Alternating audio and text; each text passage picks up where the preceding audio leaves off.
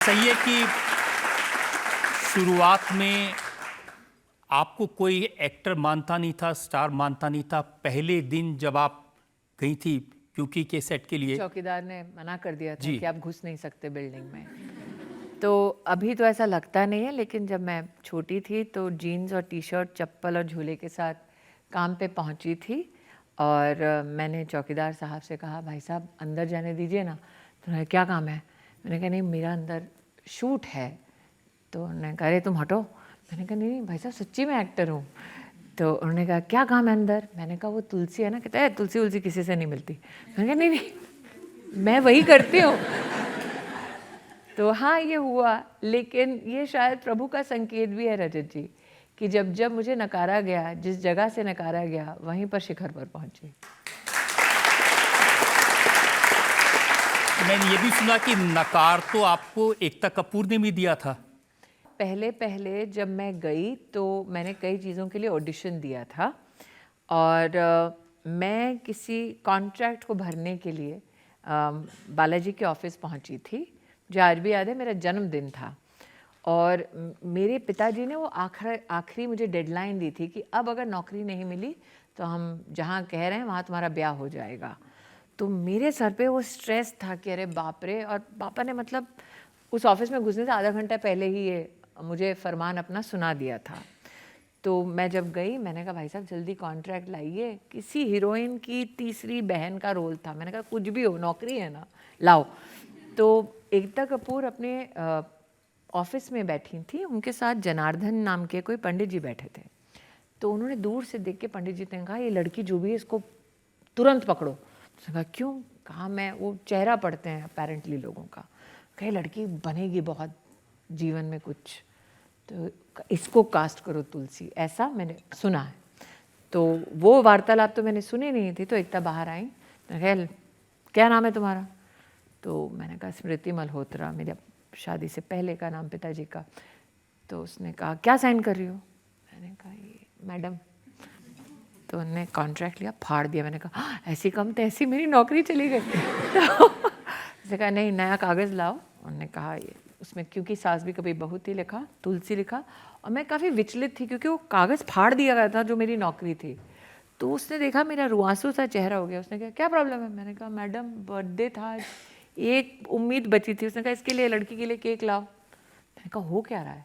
कहते, तुम तुलसी हो। मैंने कहा, हैं?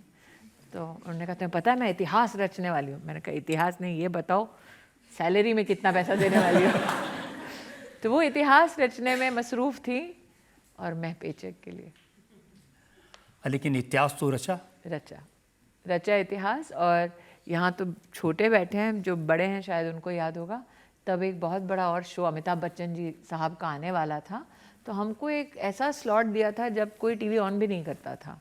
तो मैंने कहा, 10:30 बजे रात को जब दुनिया सो रही है तब क्या इतिहास रचेंगे? तो लेकिन धीरे धीरे दर्शकों ने देखा, पसंद किया, और हाँ, हमें शिखर पर पहुंचा दिया।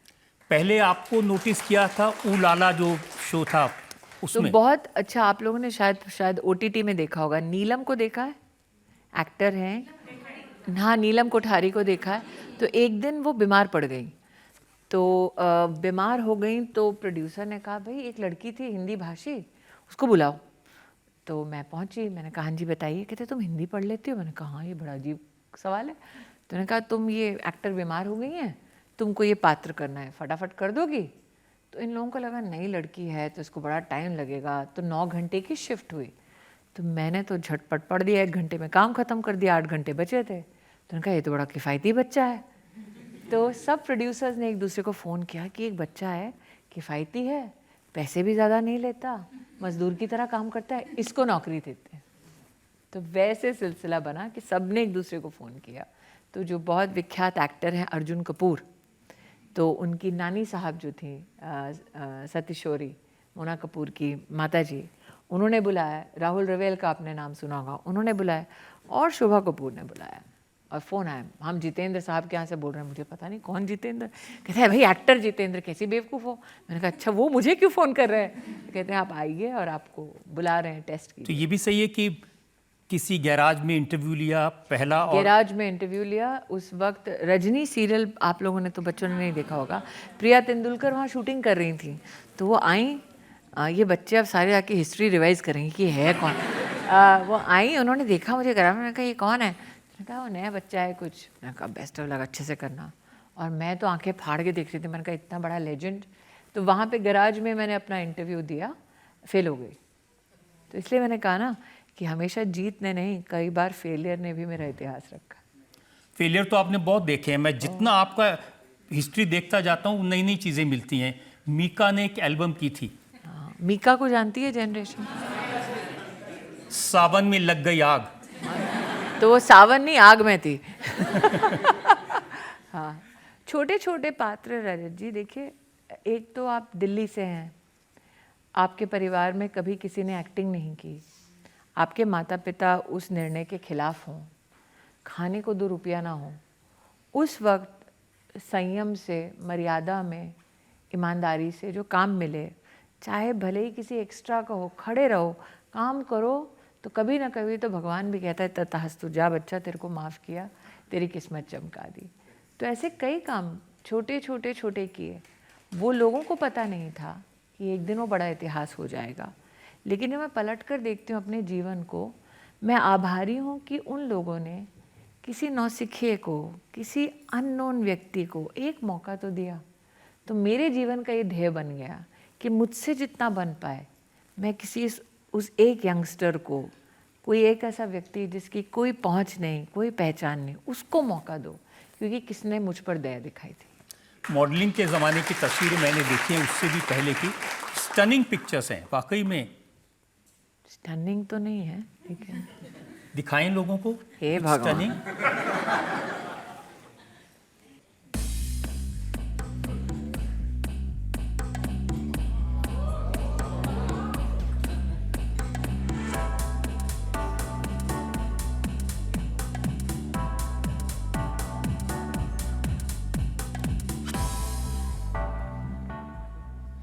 क्योंकि स्मृति भी कभी पतली थी।